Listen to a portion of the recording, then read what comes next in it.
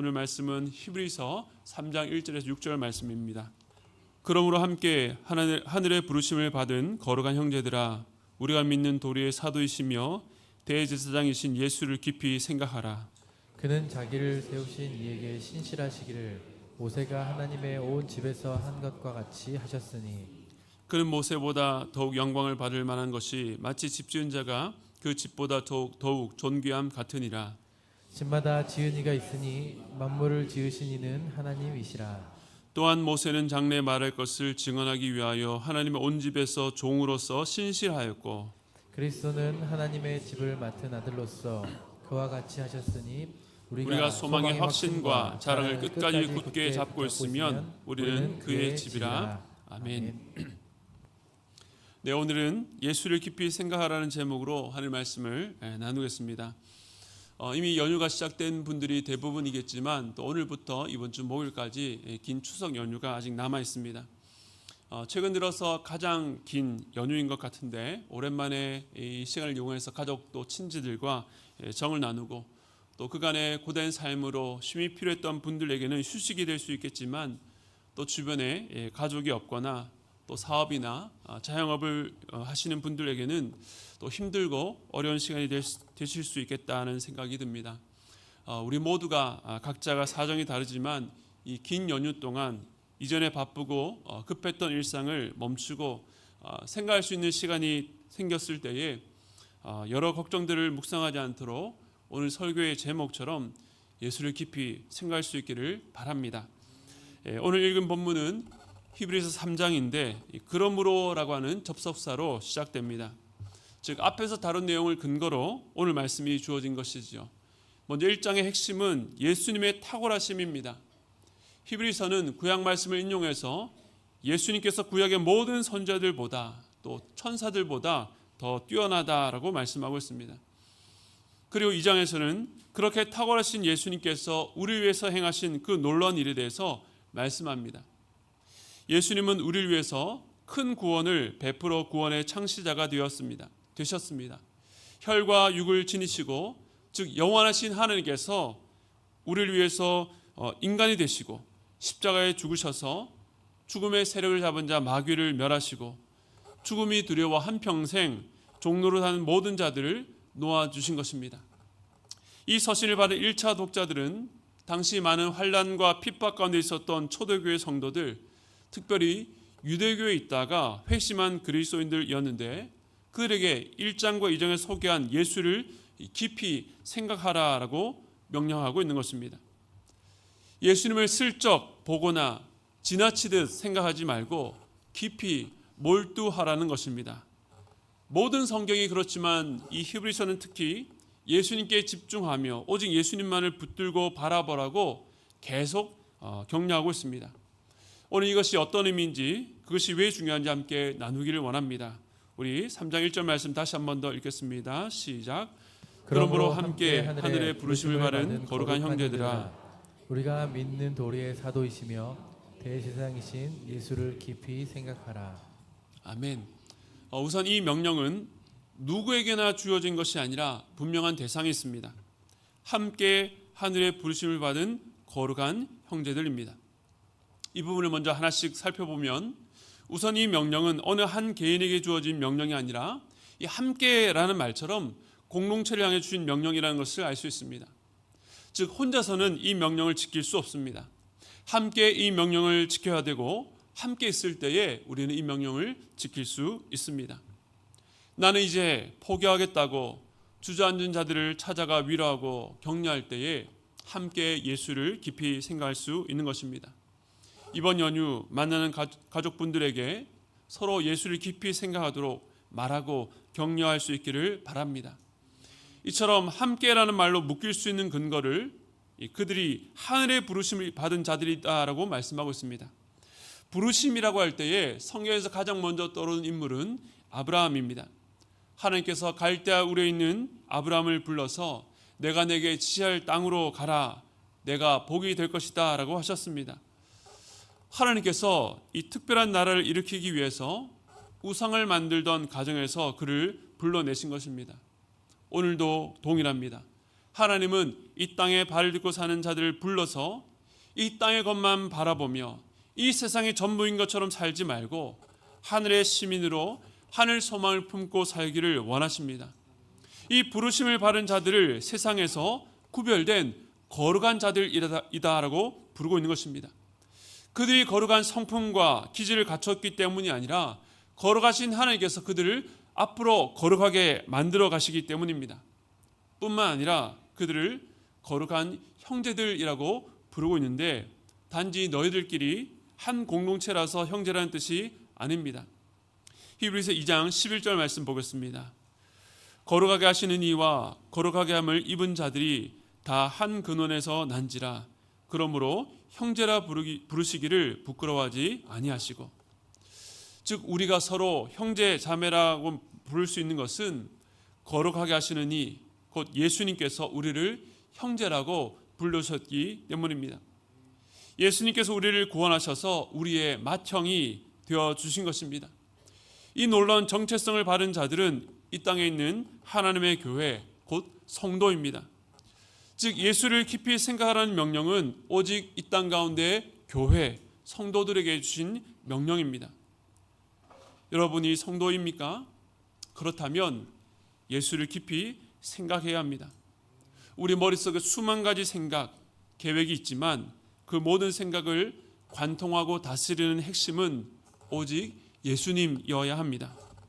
그렇다면 오늘 본문에서 그렇게 깊이 생각해야 될 예수님을 어떻게 소개하고 있는가?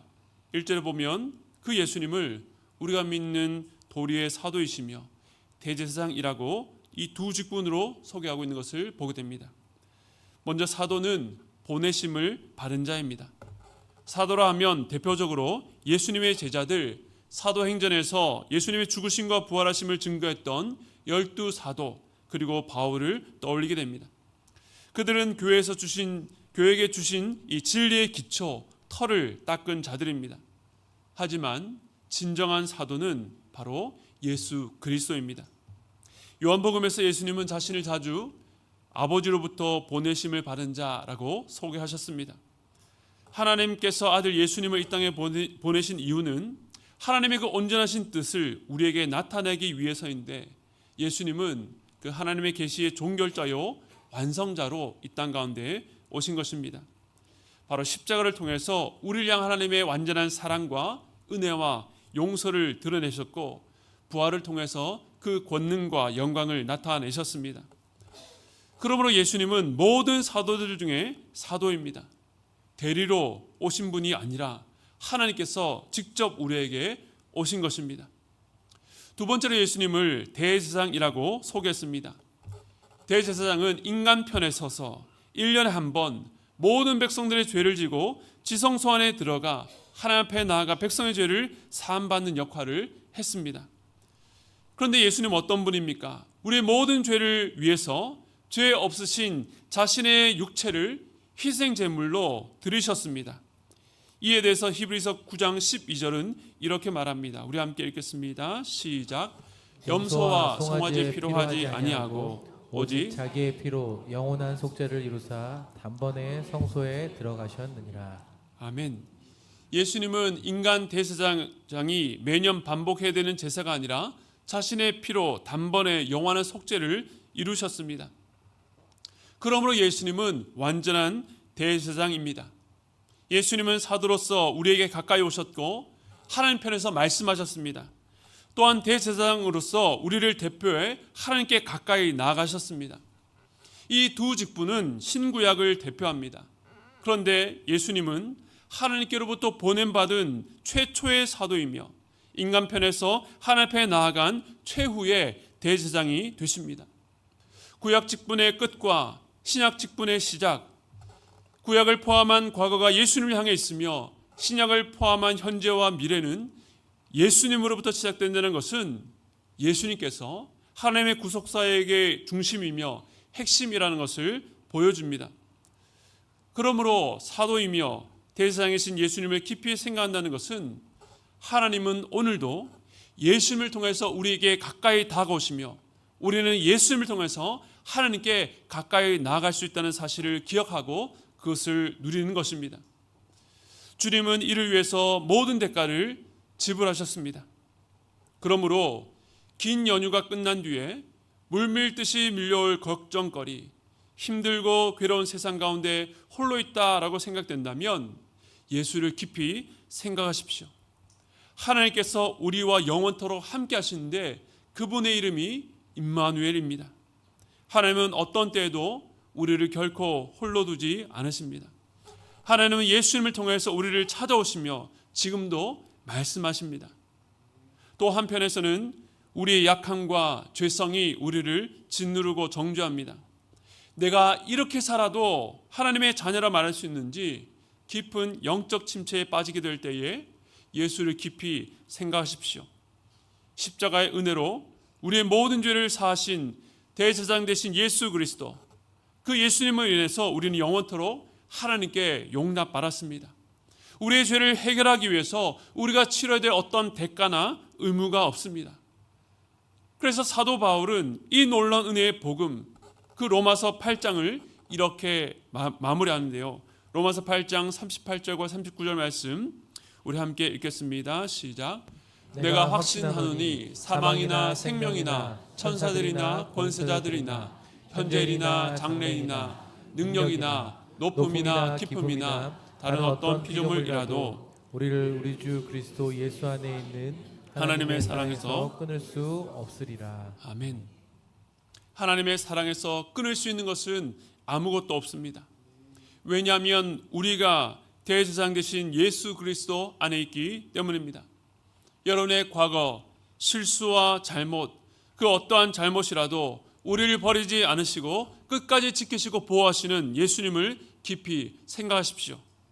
이 생각이 우리 인생의 어떠한 고난과 혼란 가운데서도 지켜줍니다. 우리의 삶은 이 생각의 전쟁입니다. 내가 무엇을 생각하는가? 이 세상의 염려와 걱정, 탐욕과 욕망을 묵상하고 생각하면 우리는 넘어질 수밖에 없습니다. 그러므로 우리의 생각을 예수님께로 돌이켜야 합니다. 예수를 깊이 생각하는 여러분 되시기 바랍니다. 이렇게 설교를 마무리하면 좋겠지만 오늘 본문 2절에서 6절이 남아 있습니다.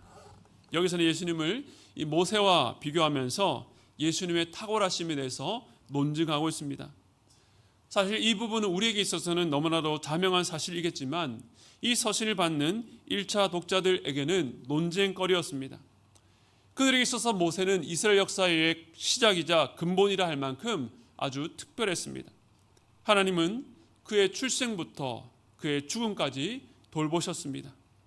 바로가 모든 히브리 남아를 죽이라고 명했을 때에 하나님은 갈대 상자에 담긴 그를 건지시고 보호하셨습니다. 모세가 홀로 느보산에 올라가 죽을 때에도 아무도 그가 어디에 죽었는지 몰랐지만 하나님께서 친히 그의 장사를 치르셨습니다. 그의 삶은 어떻습니까? 하나님과 대면하여 아는 교제를 누렸습니다. 하나님 율법을 받아서 백성들에게 전해주었고 성막의 시간과 재료를 가르쳐서 성막을 짓도록 지도했고 이스라엘 백성들을 그 광야에서 가나안 땅 입구까지 인도했습니다. 이처럼 유대인들의 모든 삶, 그들이 지켜야 될 모든 규례, 장래의 모든 소망, 하나님과 관련된 그 모든 것들이 이 모세와 관련되어 있었고 그래서 모세는 그들에게 구약의 사도이자 대제사장과 같았습니다. 오늘 본문에서는 이러한 모세와 예수님을 비교하면서 그들의 생각이 모세에게서 예수님께로 돌이키기를 원하셨습니다. 먼저는 유사한 점을 먼저 말하고 있는데요. 히브리서 3장 2절입니다. 그는 자기를 세우신 이에게 신실하기를 모세가 하나님의 온 집에 산 것과 같이 하셨으니, 즉 신실함, 충성의 측면에서 모세는 예수님과 비슷했습니다. 모세와 예수는 모두 하나님께 위임받은 사명을 그의 인생 끝까지 신실하게 감당했던 것입니다. 그런데 여기서 모세가 하나님의 온 집에서 신실했다라고 말하는데 오늘 보면 6절까지 계속 반복해 나오는 단어가 바로 집입니다. 오늘 본문을 이해하기 위해서는 이 집이 무엇인지 잘 알아야 되는데요. 하나님의 집이라고 하면 먼저 이 모세 시대의 성막이 떠오릅니다. 하늘에 하나님께서 친히 성막에 거주하셔서 그 백성들 사이에 함께 하셨습니다.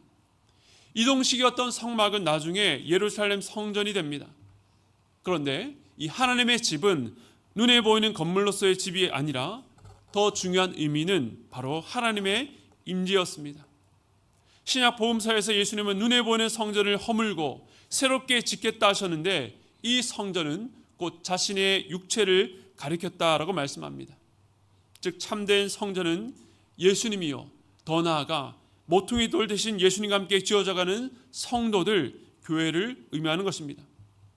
따라서 하나님의 집은 하나님과 함께 거주하는 곳, 영적 가족 공동체, 바로 교회를 말하는 것입니다. 그렇다면 모세가 섬겼던 하나님의 온 집이란 것은 구약의 교회인 이스라엘 백성을 말합니다. 모세와 예수님의 공통점은 모두 이 교회를 향해서 신실했다는 것입니다. 그렇다면 이제 둘의 차이가 무엇인지 세 가지로 정리할 수 있는데요. 먼저 3장 3절 말씀 함께 읽겠습니다. 시작. 그는 모세보다 더욱 영광을 받을 만한 것이 마치 집 지은 자가 그 집보다 더욱 존귀함 같으니라. 아멘. 첫 번째는 영광의 차이입니다. 그 근거는 집 지은 자가 집보다 더 존귀한 것과 같다라고 말씀합니다. 예수님은 하나님의 백성, 교회를 만드신 교회의 주인입니다. 그런데 모세는 어떻습니까? 그 집을 섬겼지만 그 역시 그 집에 포함된 하나님의 백성이었습니다. 이어서 4절에 보면 집마다 지은 이가 있는데 만물을 지으신 이는 하나님이시라고 말씀합니다. 이 말은 예수님은 하나님과 본질적으로 하나이시다라는 것을 의미합니다. 즉 모세와 예수님은 사람과 하나님의 영광만큼 차이가 난다는 것이죠. 창조주와 피조물의 차이니 비교할 수가 없습니다. 두 번째와 세 번째 차이는 히브리서 3장 5절과 6절 상반절에서 볼 수 있는데요. 우리 함께 읽겠습니다. 시작. 또한 모세는 장래에 말할 것을 증언하기 위하여 하나님의 온 집에서 종으로서 신실하였고 그리스도는 하나님의 집을 맡은 아들로서 그와 같이 하셨으니. 아멘. 네, 아멘. 여기까지 보겠습니다. 우선 눈에 띄는 것은 신분의 차이입니다. 모세는 종으로서 신실했고 예수님은 아들로서 신실하셨습니다. 이 두 번째 종과 아들의 차이죠. 그리고 세 번째는 5절 상반절에서 말하는 것처럼 모세는 장래에 말할 것을 증언하기 위해서 신실했다라고 말합니다. 즉 모세의 모든 사역과 가르침은 아직 오지 않은 약 1500년 후에 장차올 일에 대해서 증언하는 것이었습니다. 구약의 출애굽 사건은 놀라운 구원의 전형이지만 완전한 구원 사건이 될 수는 없습니다. 출애굽 이후에 이스라엘 백성은 죄악과 반역을 거듭했습니다. 노예에서 해방되었지만 결국 그들은 다시 노예 상태로 돌아가고 말았습니다. 따라서 출애굽은 장차올 더 좋은 구원, 더 확실한 구원을 가리키는 그림자였습니다. 모세는 그림자와 모형으로 참된 구원을 증언했지만 예수님은 그 증언을 완성하시고 성취하신 것입니다. 이처럼 모세와 예수님은 신실함에 있어서 유사했지만 창조주와 피조물로, 아들과 종으로, 성취와 증언으로 그 영광과 신분과 사역의 성격에 있어서 차이가 납니다. 이러한 비교는 결코 모세를 폄하하려는 것은 아닙니다. 둘 다 신실했지만 예수님과 모세 사이의 이런 차이는 과거 모세가 아무리 이스라엘을 잘 인도하고 섬겼다 할지라도 그와는 비교할 수 없는 탁월한 능력과 권세로 인도하시는 예수님을 더욱더 바라보라는 것입니다. 수천 년이 지나도 여전히 모세를 흠모하고 존경하는 그 생각을 예수님께로 돌리라는 것입니다.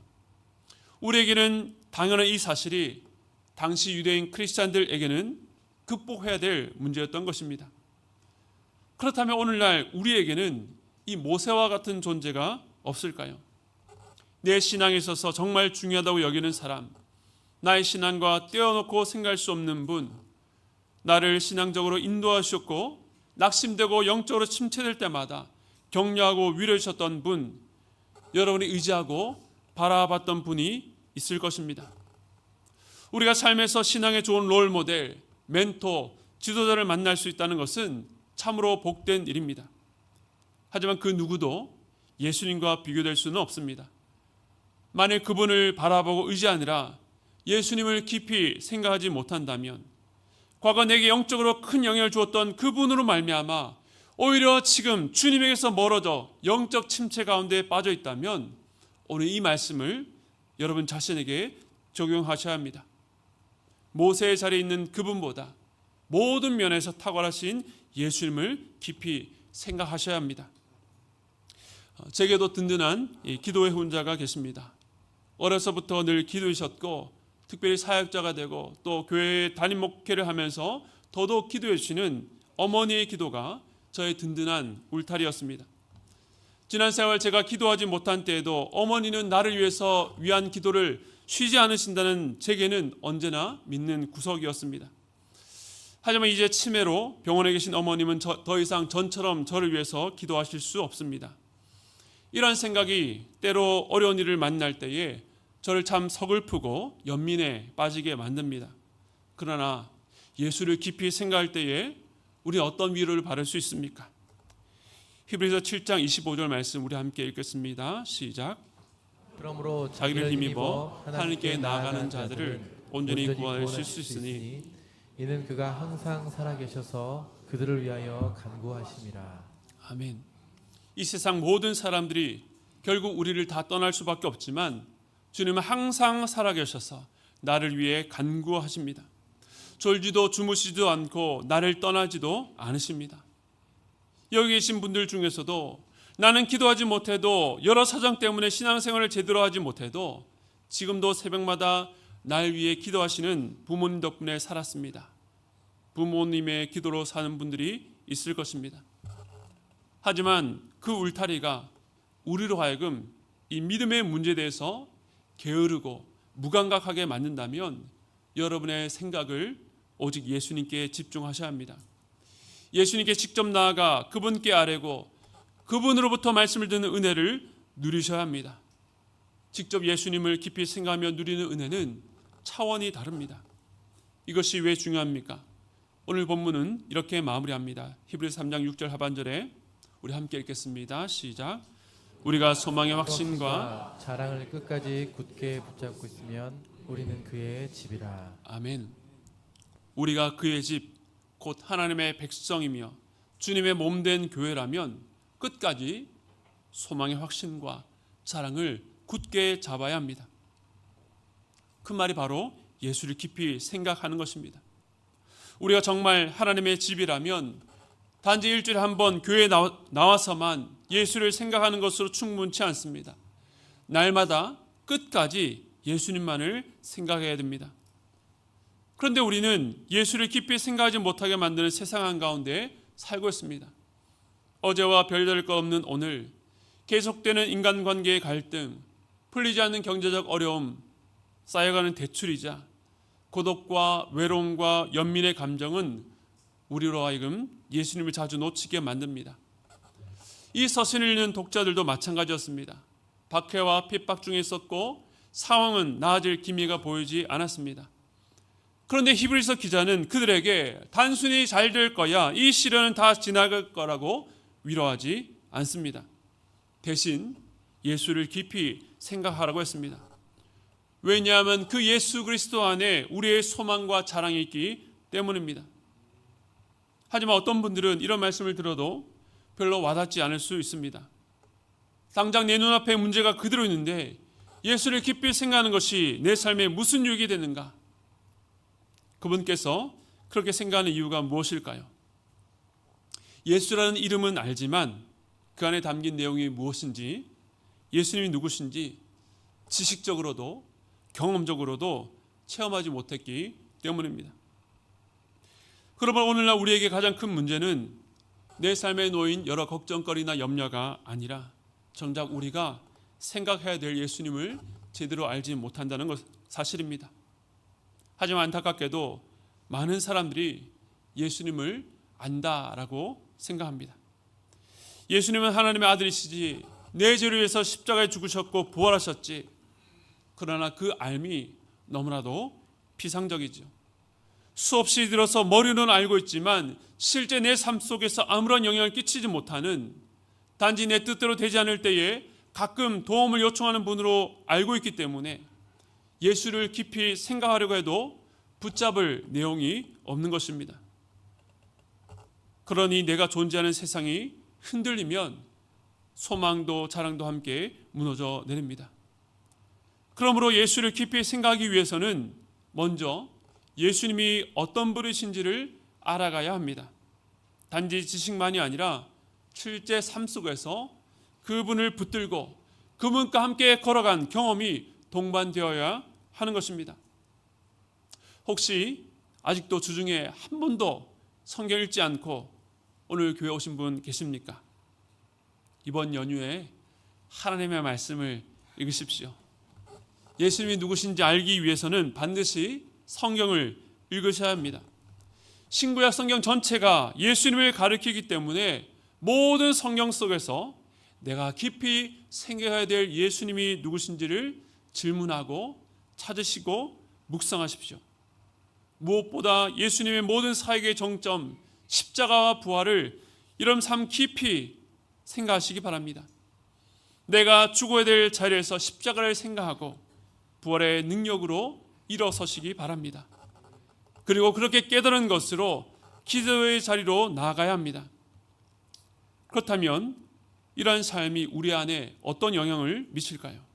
예수를 깊이 생각하는 삶에 그 변화가 어떻게 일어날까요? 프란시스 셰퍼 박사님이 쓰신 이 기독교 영성관이라는 책에 보면 이 세상은 눈에 보이는 자연적인 세계와 눈에 보이지 않는 초자연 세계, 이 두 세계가 실제한다라고 말합니다. 그런데 신자는 이 두 세계 모두를 인식하며 사는 사람들이고 불신자는 눈에 보이는 세계, 즉 자연적인 세계만 보고 사는 자들입니다. 그리고 신자이면서도 이 초자연적인 세계, 보이지 않는 세계를 마치 없는 것처럼 사는 것을 불신앙이라고 정의합니다. 그런데 중요한 것은 그 초자연적인 세계, 즉 보이지 않는 영적 세계가 우리에게서 멀리 떨어져 있는 것이 아니라 사실은 실제로 매우 가까이 있다는 것입니다. 단지 우리의 불신앙으로 눈이 닫혀 보지 못하는 것뿐입니다. 엘리사가 기도할 때에 그 사환 게하시의 눈이 열려서 그들을 둘러싼 불말과 불병거를 본 것처럼 마리아와 제자들의 눈이 열렸을 때에 부활하신 예수님을 본 것처럼 우리에게도 닫힌 눈을 열어 초자연적인 세계, 내 가장 가까이 존재하는 영적 실제를 볼 수 있어야 합니다. 바로 이를 위해서 우리 예수를 깊이 생각해야 하는 것입니다. 우리 삶의 중심에 예수님을 모시고 살면 같은 땅 위에 살면서도 전혀 다른 시각과 관점으로 살아갈 수 있습니다. 이 땅 위에서 하늘의 소망과 자랑을 끝까지 붙들 수 있습니다. 오늘 우리는 히브리서를 처음 읽는 독자들과 같은 도전 앞에 있습니다. 세상은 무섭고 바쁘고 급하고 중요한 일들로 우리에게서 예수를 깊이 생각할 시간을 빼앗으려 합니다. 그것 말고 다른 것 걱정하라고, 다른 것 생각하라고 몰아붙입니다. 하지만 지금은 그 어떤 것보다 예수를 깊이 생각하게 될 때입니다. 예수를 더 깊이 풍성하게 생각할 수 있도록 말씀과 기도로 그 내용을 채우시기 바랍니다. 그래서 예수님께서 우리 눈앞에 보이는 세계를 넘어 어떻게 내 곁에서 이 모든 것들을 다스리시고 나의 삶을 인도하고 계신지 열린 눈으로 보게 되기를 바랍니다. 이번 연휴 숙제입니다. 예수를 깊이 생각하십시오. 지방에 가더라도 어디 휴양지를 가더라도 무엇을 하더라도 순간 멈추고 예수를 깊이 생각하시기 바랍니다. 또한 함께 예수를 깊이 생각할 수 있도록 가족 간에 서로 격려하고 나의 삶 속에 역사하신 예수님을 나누십시오. 말씀 읽기를 시작하시고 그 말씀 속에서 예수님이 누구신지 찾으시고 묵상하며 기도하시기 바랍니다. 끝까지 굳게 붙잡으라는 말씀처럼 예수를 깊이 생각한다는 것은 그냥 쉽게 별다른 정황 없이 할 수 있는 일이 아닙니다. 집중하지 못하게 만드는 많은 장애와 반대를 만나게 될 것입니다. 하지만 우리가 붙드는 예수, 깊이 생각하는 그 예수님께서 반드시 도우시고 우리를 만나 주실 것입니다. 사랑하는 성도 여러분, 다시 한번 말씀드립니다. 이번 한 주만이라도 예수를 깊이 생각하시기 바랍니다. 예수를 깊이 생각할 때 우리의 시선이 달라질 것입니다. 여러분의 마음에 새 힘과 새로운 소망을 불어주실 것입니다. 그리하여 이번 한 주의 끝에 연휴 후유증으로 힘들어하는 것이 아니라 연휴가 끝나고 더욱 힘있게 세상에 나아가는 저와 여러분 되시기를 주님의 이름으로 축원드립니다. 우리 오늘 말씀을 기억하시면서 우리 시선이라는 찬양 함께 하기를 원합니다.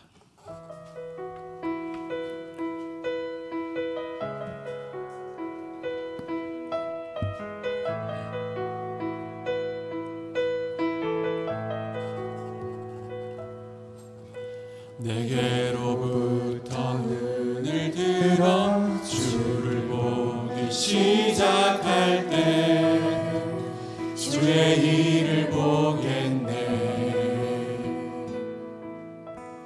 내 작은 마음 돌이키사 하늘에 꿈꾸게 하네. 주님을 볼 때 모든 시선을 주님께 드리고 살아계신 하나님을 느낄 때 내 삶은 주의 역사가 되고 하나님이 일하기 시작하네. 우리 2절 함께 고백했습니다. 성령이 나를 변화시켜 성령이 나를 변화시켜 모든 두려움 사라질 때 주의 일을 보겠네. 황폐한 땅 한가운데서 주님만 알게 되리. 주님을 볼 때 모든 시선을 주님께 드리고 살아계신 하나님을 느낄 때 내 삶은 주의 역사가 되고 하나님이 모든 시선을 주님께 드리고 살아계신 하나님을 느낄 때 내 삶은 주의 역사가 되고 하나님이 일하기 시작. 주님의 영광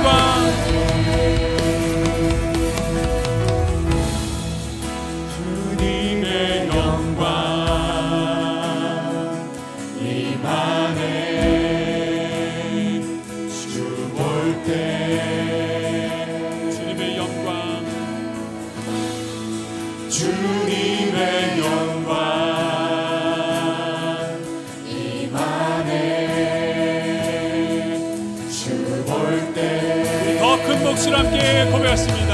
주님의 영광 주님의 영광 임하네. 주 볼 때 주님의 영광 임하네.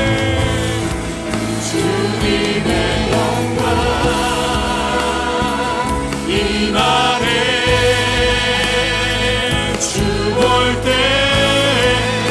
주님의 영광 임하네. 주님의 영광 임하네. 주 볼 때 임하네. 다시 한 번 더 고백했습니다. 주님의 영광 임하네. 주님의 영광 임하네. 주 볼 때 모든 시선을 주님께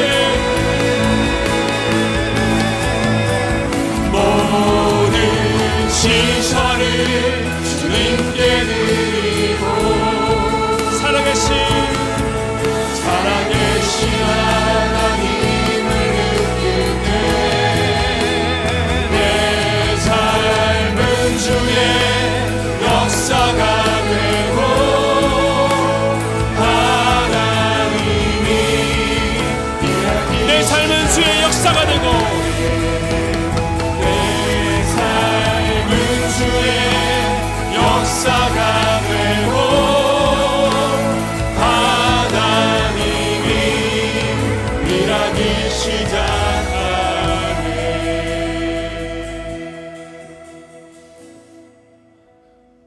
긴 연휴를 앞두고 이런 말씀드리기 그렇지만 여러분, 긴 휴식 뒤에 여러분의 걱정과 염려를 감추지 마시기 바랍니다. 그냥 내가 쉬고 나서 생각해보지 하지 마시고 연휴 첫날부터 여러분의 시선을 예수님께로, 주님께로 초점을 맞추시기 바랍니다. 걱정은 그냥 뒤로 미루지가 아니라 여러분의 생각을 먼저 주님께 맞출 때에, 우리 시선을 주님께 맞출 때에 그 주님께서 우리 안에 어떻게 일하시는지 보게 하실 것입니다. 주님의 영광이 우리 가운데 임하여 우리가 그 주님의 영광을 보기를 원합니다. 하나님, 내 눈과 내 생각을 오직 주님께만 맞추기 원합니다. 아버지의 말씀을 읽고 주님 앞에 엎드릴 때에 주님이 어떤 분이신지, 그 십자가의 놀라신 능력과 사랑을, 그 부활의 능력을 우리가 깊이 알 뿐만 아니라 내 삶 가운데 체험할 수 있도록 붙잡아 주시옵소서. 내 능력으로, 내 힘으로 넘어설 수 없었던 그 일들을 십자가 부활의 능력으로 이겨낼 수 있도록 주여 붙잡아 주시옵소서. 이번 연휴 승리하는 삶을 위해서 함께 기도하며 나아가도록 하겠습니다. 함께 기도하겠습니다. 하나님, 사랑하는 주님, 오늘 우리가 찬양했던 것처럼 내게로부터 내 염려, 내 만족, 내 기쁨, 나의 걱정, 그것을 바라보던 그 시선을 돌이켜 하늘에 계신 주님을 바라보기 원합니다. 또 우리 인생 가운데 찾아오신 그 예수님을 깊이 생각하기를 원합니다. 긴 연휴에 우리의 걱정과 우리의 고민이 사라지지 않습니다. 그저 연휴 동안에 잠시 멈추고 뒤로 미룰 것이 아니라 이번 연휴 동안 그 주님을 깊이 생각하며 그 주님과 함께 살아가는 복된 쉼이 될 수 있도록 붙잡아 주시옵소서. 우리 하나님, 오늘도 예수를 통해서 우리를 찾아오시며 우리는 그 예수님을 통해서 주님께 나아갈 수 있음을 고백합니다. 주님과 동행하며 사는 그 삶이 우리가 얼마나 큰 복이요 기쁨인지 이번 연휴 만나는 가족들, 이웃들에게 그 주님을 증거하는 한 주가 될 수 있도록 붙잡아 주시옵소서. 여전히 우리를 위해서 기도하시는 부모님과 영적 어른의 등에 기대어 살아가는 것이 아니라 이제는 쇠어져 가고 건강에 어려움이 있는 우리 귀한 어른들을 위해서 기도하며 그들을 붙들어주는 우리의 다음 세대가 될 수 있도록 붙잡아 주시옵소서. 이번 연휴 각 가정마다 이 놀라운 신앙의 전수, 예수 그리스도에 대한 나눔, 그 은혜를 충만히 누리는 복된 한 주가 되어서 연휴가 끝난 이후에 우리의 몸이 회복될 뿐만 아니라 우리 영혼도 회복되어서 더욱더 힘차게 주님을 기억하고 주님을 바라보고 살아가는 우리 모든 성도들 될 수 있도록 붙잡아 주시옵소서. 지금은 우리 주 예수 그리스도의 한량없는 은혜와 하나님 아버지의 무한하신 사랑하심과 성령님의 감동, 감화, 교통하심의 역사가 예수를 깊이 생각하겠다고 결단하고 다짐하고 돌아가는 모든 성도들의 머리 위에, 그들이 나아갈 그 모든 지방, 모든 땅 위에, 그들이 만날 모든 가족들 위에 지금으로부터 영원토록 앞에 있기를 축원드리옵나이다.